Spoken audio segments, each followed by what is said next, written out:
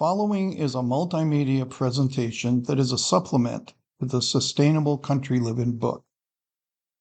Chapter 1, Urban Dangers. 100 years ago, it was common to see one of these windmills on a farm. The purpose of these were to pump water without the use of electricity.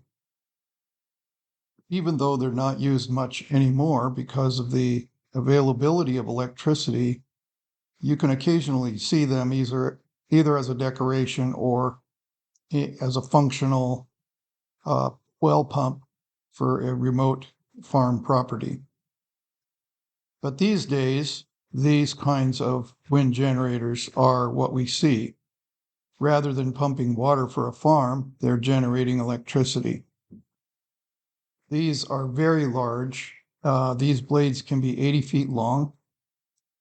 We've seen them traveling down the highway. That's almost twice as long as a semi-truck trailer. They're very big blades.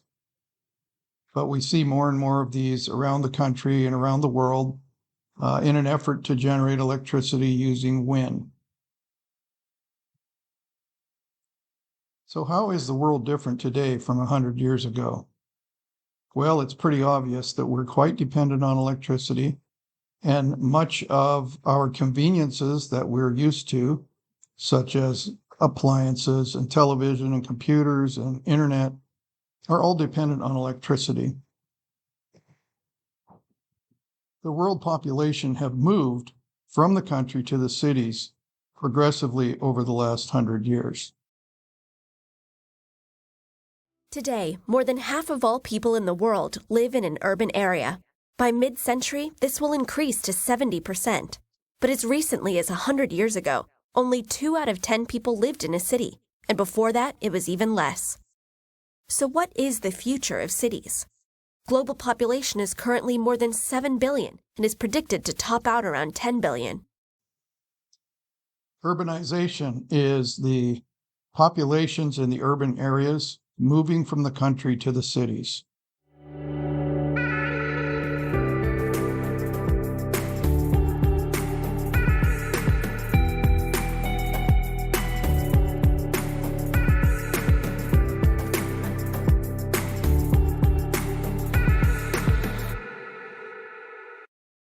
Urbanisation refers to the population moving from rural to urban areas. It also indicates the decrease in the proportion of people living in rural areas and the ways in which society is adapting to this change. In this figure, we can see the change to world urban population. In 1950, it started at around 30% of the world's population living in cities. As we progress through the years, when we get to 2020, it's around about 55%. Predictions for the future see this continuing to grow by getting up to around 70% of the world's population living in urban environments by 2050. Push factors could be the lack of jobs, no access to education, or poor healthcare in an area, where pull factors see a variety of well-paid jobs, higher quality of living, better access to healthcare, as well as better access to education.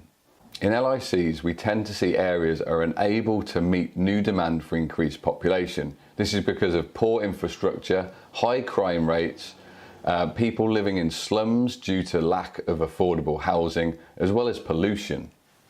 The world's megacities. There are many cities that are so big, and many of them continue to become bigger and bigger. 50% of the world's population live in urban areas, but that will grow to 70% by the year 2050, according to the United Nations. Today, there are 31 megacities, metropolitan areas with more than 10 million people. Tokyo, Delhi, Shanghai, Mexico City, Sao Paulo, Cairo. By 2030, the UN predicts there will be 41. As the number of city dwellers rises, so do problems like overcrowding, pollution, housing shortages, and aging infrastructure like mass transit and highways. The problem of homelessness is especially evident in the cities.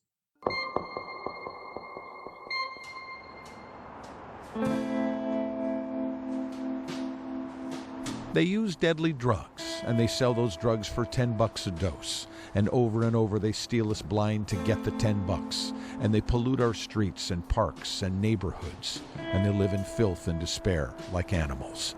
And we allow it, all of it. We used to talk about compassion. And when the madness that is always patiently waiting off in the distance finally moves in and wraps its arms around them, and in the end it always does, the suffering escalates exponentially until the misery is a white-hot pain that never stops, never rests. That results in increased crime and the downtown areas being unsafe.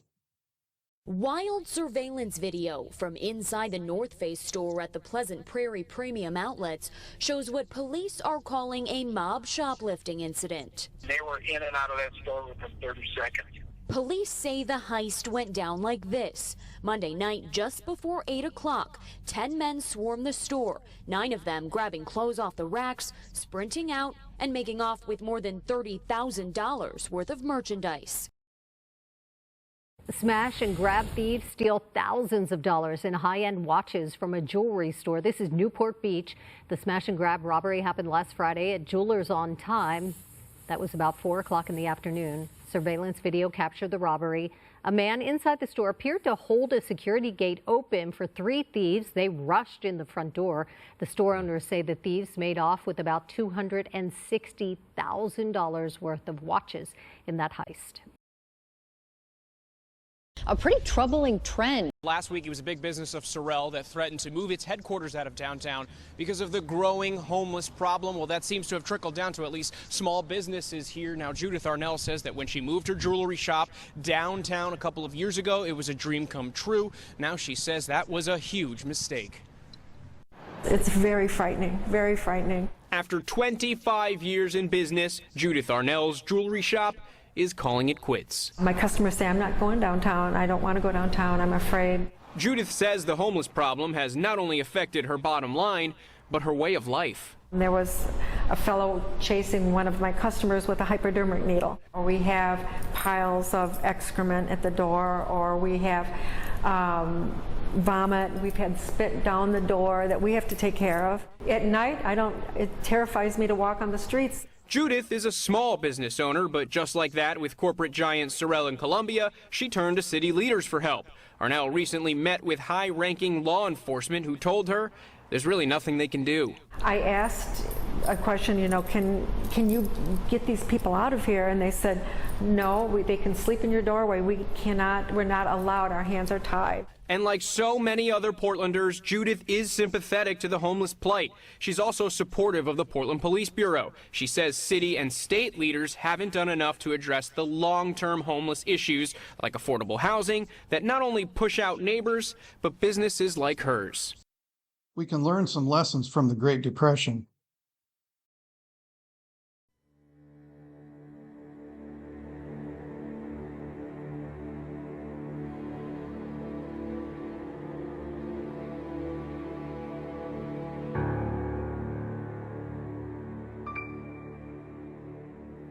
The people were eating out of the garbage can,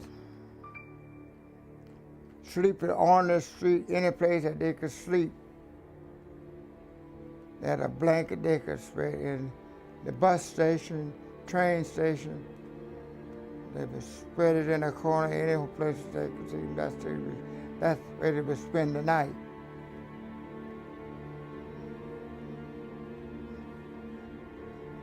With no money. I had heard this commotion out in the hallway one time, and it was winter, and this family was being evicted out of the building. They had 2 children, and we used to play with the kids, and they were the same age. And I went downstairs with my cousin, and here was all their furniture out on the sidewalk, right on the edge of the street, not on the street, but right on the curb, where people could still walk by, but I remember seeing their dressers and their couch and different pieces of furniture, and the 2 kids were sitting up on top of one of the dressers, and it was snowing. And I said, my mom came down and I said, "Mom, what's going on?" And she said, "Well, they couldn't pay the rent. You know, they got evicted."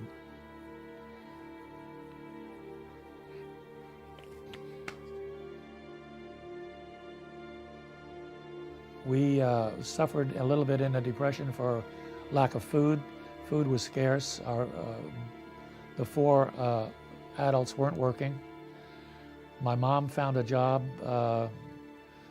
working in a hot dog stand, and she was able to bring some of the buns home, and once in a while some of the hot dogs. But my uncle did menial labor now and then, and he was able to bring home some food.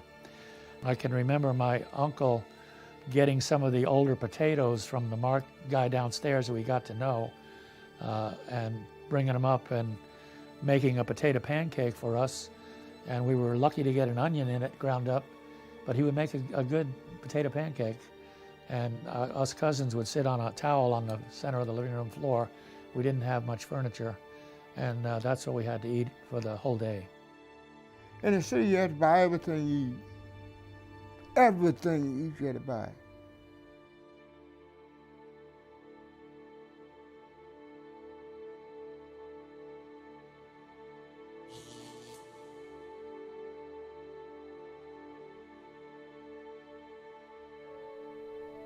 We're all probably familiar with these stories and images from the Great Depression.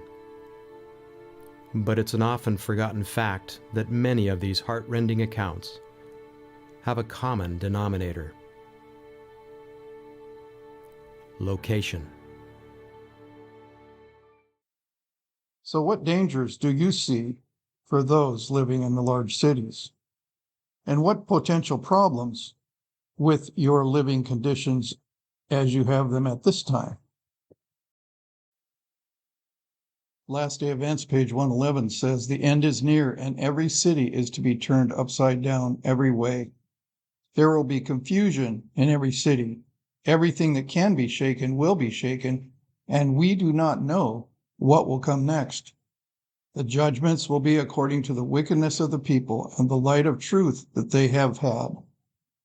Oh, that God's people had a sense of the impending destruction of thousands of cities now almost given to idolatry. The time is near when large cities will be swept away, and all should be warned of these coming judgments. There have been general warnings about all cities, but there have been some specific cities mentioned by name in particular. San Francisco Bay Area, which includes San Francisco and Oakland. In 1903, Last Day Events records Ellen White saying, "San Francisco and Oakland are becoming as Sodom and Gomorrah, and the Lord will visit them. Not far hence they will suffer under his judgments." Then in 1906, she wrote in May, right after the San Francisco earthquake and fire, which you can see happened in April 18, and she wrote in May 10, "Out of the cities is my message at this time. Be assured that the call is for our people to locate miles from the large cities. One look at San Francisco as it is today would speak to your intelligent minds, showing you the necessity of getting out of the cities." More than 3,000 people died, and over 80% of the city was destroyed. The event is remembered as the deadliest earthquake in the history of the United States. The death toll remains the greatest loss of life from a natural disaster in California's history, and high on the lists of American disasters. Last Day Events, page 115 says, "As we near the close of this Earth's history, we shall have the scenes of San Francisco calamity repeated in other places. These things make me feel very solemn because I know that the judgment day is right upon us. The judgments that have already come are a warning, but not a finishing of the punishment that will come to the wicked cities." If you're not familiar with this book, Ellen White, Prophet of Destiny, is a book written by Rennie Norbergen.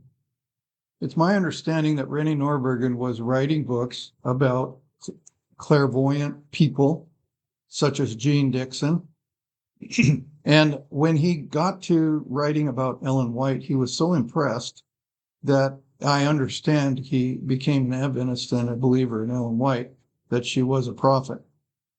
Now, the reason I bring this up is the first chapter in the book talks about the San Francisco earthquake and fire and how Ellen White was viewing this and seeing it happen after having been revealed it to her in vision. It's a well-written first chapter. This book has been around for a long time, and it may be available digitally online. I'm not sure. Zephaniah 1, 2, and 3. I will utterly consume all things from off the land, saith the Lord. I will consume man and beast. I will consume the fowls of the heaven, and the fish of the sea, and the stumbling blocks with the wicked. And I will cut off man from off the land, saith the Lord. Malachi 1, 4, and 5. They shall build, but I will throw down. They shall call them the border of the wickedness, and the people against whom the Lord hath indignation forever. And your eyes shall see, and you shall say, the Lord will be magnified. After quoting these two Bible verses, Ellen White says this, recorded in Last Day Events, page 95.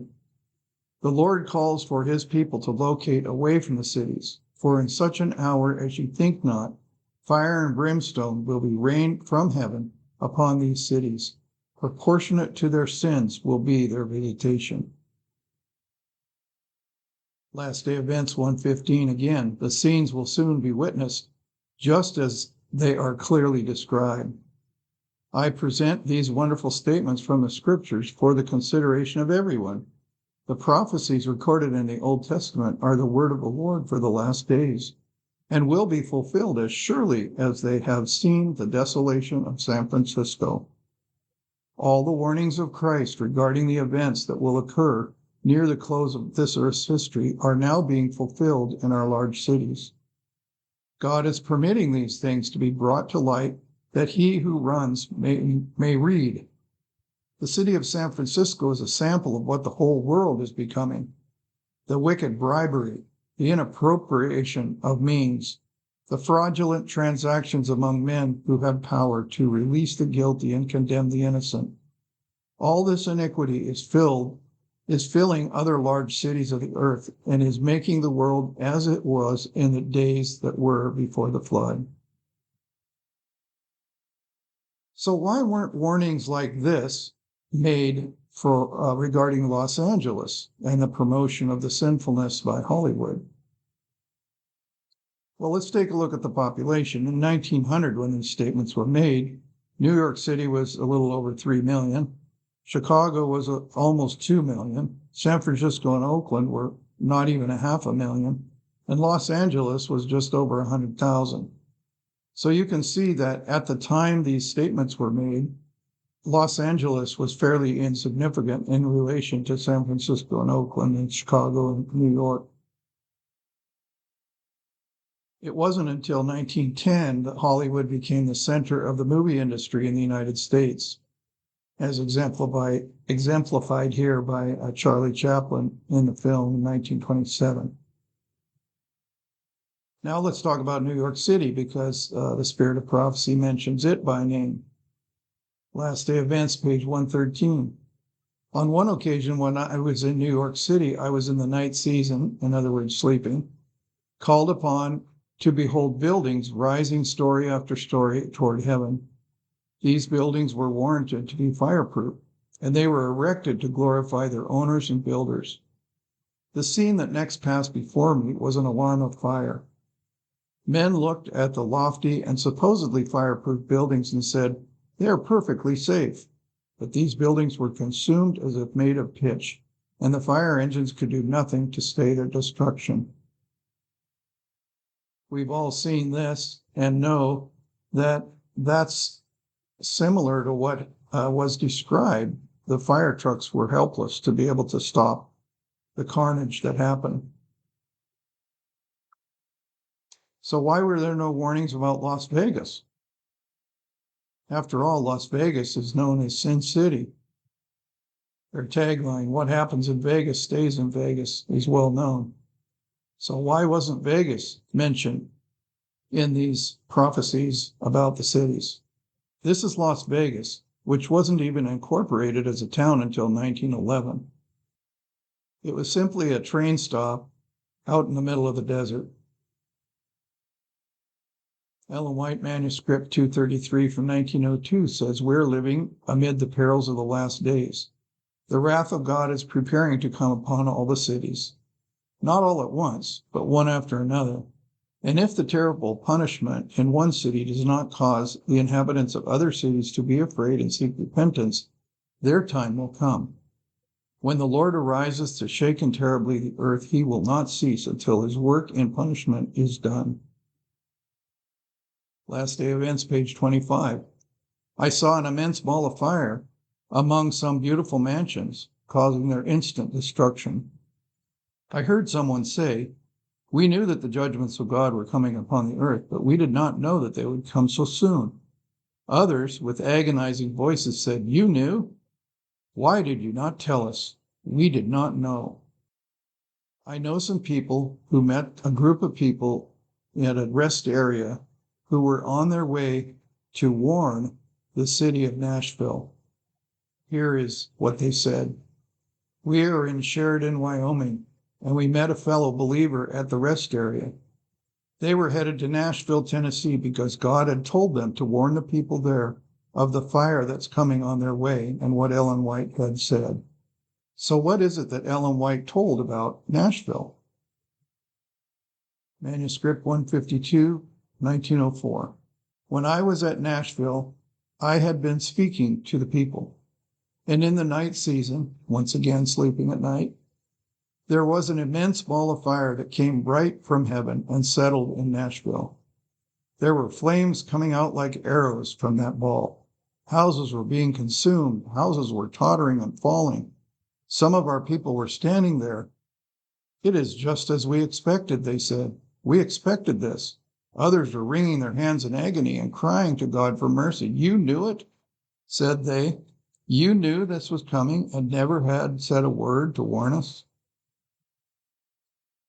So it's interesting when we looked at the sizes of these cities that Nashville is even smaller in 1900 than Los Angeles. So why was Nashville singled out and nothing said about Los Angeles?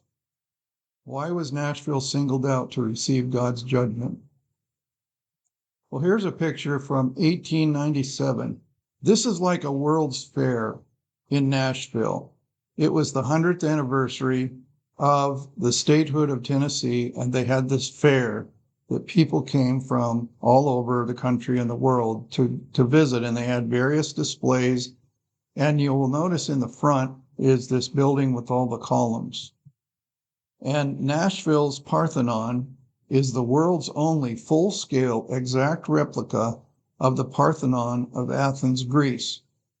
So I'll back up. You can see this is the Parthenon in the front of the picture. It's my understanding the rest of these buildings are gone. After all, it's been well over 100 years. But the Parthenon replica is still there. What's significant about this is what's inside. This is a gold leaf covered 42-foot statue in the center of the Parthenon. Athena is the most renowned cult image of the ancient Greek goddess of wisdom.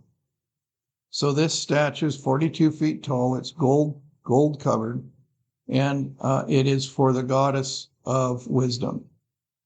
She has in her right hand the goddess Nike. You might recognize that name, and you'll see why in a minute. It's over 6 feet high, even though it looks small. In the ancient Greek religion, Nike was the goddess of victory.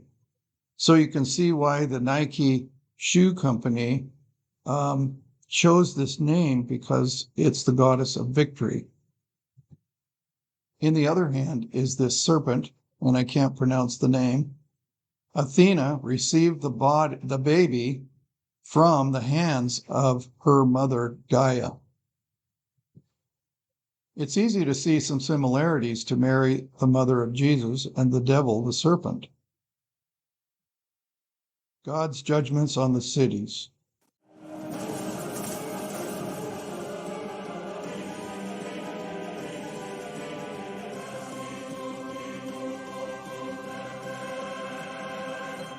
God is withdrawing his spirit from the wicked cities, which have become as the cities of the antediluvian world and as Sodom and Gomorrah. Costly mansions, marvels of architectural skill, will be destroyed without a moment's notice when the Lord sees that the owners have passed the boundaries of forgiveness. The destruction by fire of the stately buildings, supposedly to be fireproof, is an illustration of how in a short time Earth's architecture will lay in ruins. Last Day Events, page 112. The Lord gives us warnings to the inhabitants of the earth, as in Chicago fire and the fires in Melbourne, London, and the New York City. This was written in 1897, Last Day Events. Here's a rendering of the Great Chicago Fire, which was October 1871. It killed approximately 300 people, destroying 17,500 buildings, and left more than 100,000 residents homeless. Black Thursday in Melbourne, Australia, 1851, burned about a quarter of the state of Victoria, killing 12. The Great Fire of London of 1666 destroyed 70,000 of the 80,000 homes. Last Day Events, page 119. Our cities are increasing in wickedness, and it is becoming more and more evident that those who remain in them unnecessarily do so at the peril of their soul's salvation. Last Day Events, page 118. In preparation for the coming of our Lord, we are to do a large work in the great cities. We have a solemn testimony to bear in these great centers. The third angel's message is now to be proclaimed, not only in far-off lands, but in neglected places close by, where multitudes dwell, unwarned and unsaved. The cities everywhere are calling for earnest, wholehearted labor from the servants of God. Last Day Events, 112 and 113. The people must be shown how it is possible for God, by the touch of his hand, to destroy property they have gathered together against the last great day. This is why I am so anxious for our cities to be warned. Manuscript release 1518 from 1906.